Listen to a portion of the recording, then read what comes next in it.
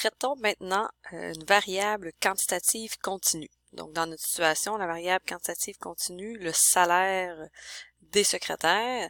Donc, comme c'est une variable continue, lorsqu'on va vouloir présenter le tableau de fréquence, on devra grouper les données en classes. Donc, ici, j'ai donné des informations sur le groupement.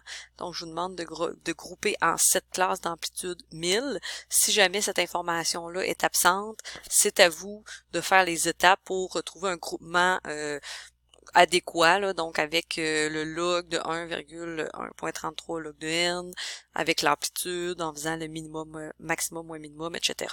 Donc là, comme je vous donne des informations déjà, on respecte ces demandes-là.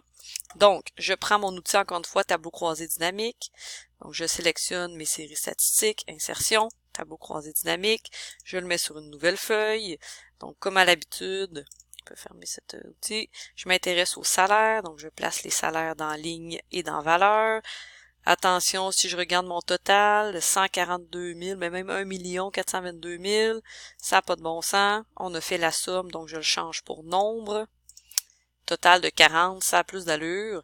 Donc j'ai 40 secrétaires avec des salaires annuels tous différents. Donc comme on ne présentera pas un tableau avec ces valeurs-là, donc on va grouper. Pour ce faire, donc vous devez cliquer sur n'importe quelle valeur de la variable, donc n'importe quelle valeur de salaire annuel, et vous cliquez avec le bouton de droit de la souris pour ouvrir le menu contextuel. Donc sur n'importe quelle valeur des salaires, bouton de droit, vous allez avoir l'option grouper.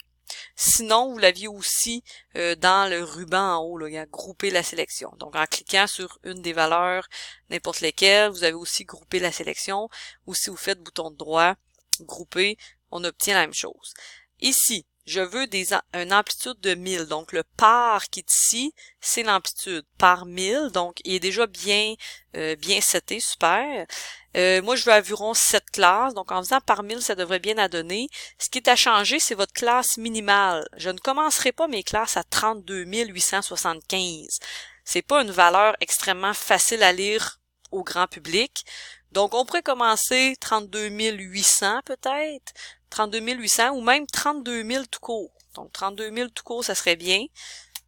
Donc, ça va être vraiment plus facile d'avoir des classes, des bons de 1000 si je commençais à 32 000, plus facile, plus clair à lire. Donc, 32 000 comme ça, j'ai 1, 2, 3, 4, 5, 6, 7, 8 classes. Donc, vous voyez que dans le lab, j'en demandais 7. C'est pas grave, c'est pas une grosse affaire. Je vous avais dit que j'accepte un plus ou moins 1. Donc, en commençant à 32 000, ça me donne 8 classes d'amplitude 1000. Si quelqu'un commençait ça à 32 800, ben là, peut-être que cette fois-ci, on obtiendrait 7 classes. Je vais le tester pour le fun. 1, 2, 3. Ouais, exactement. Fait qu'à vous de voir, là, 32 800, 32 000 ou 32 500 aussi. 32 500 pourrait être une bonne option, qui est quand même facile à lire. Donc, à vous de voir, comme je vous dis, tant que vous respectez un plus ou moins 1 pour le nombre de classes.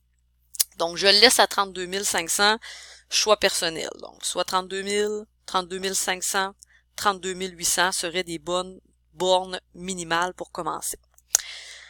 Donc là, vous voyez, vous avez votre tableau croisé dynamique. Ce qui nous manque, attention, là, avant de passer à autre chose, on va aller glisser une deuxième fois notre variable dans valeur pour pouvoir mettre les pourcentages. Donc, dans paramètres de champ de valeur, j'affiche les valeurs en pourcentage.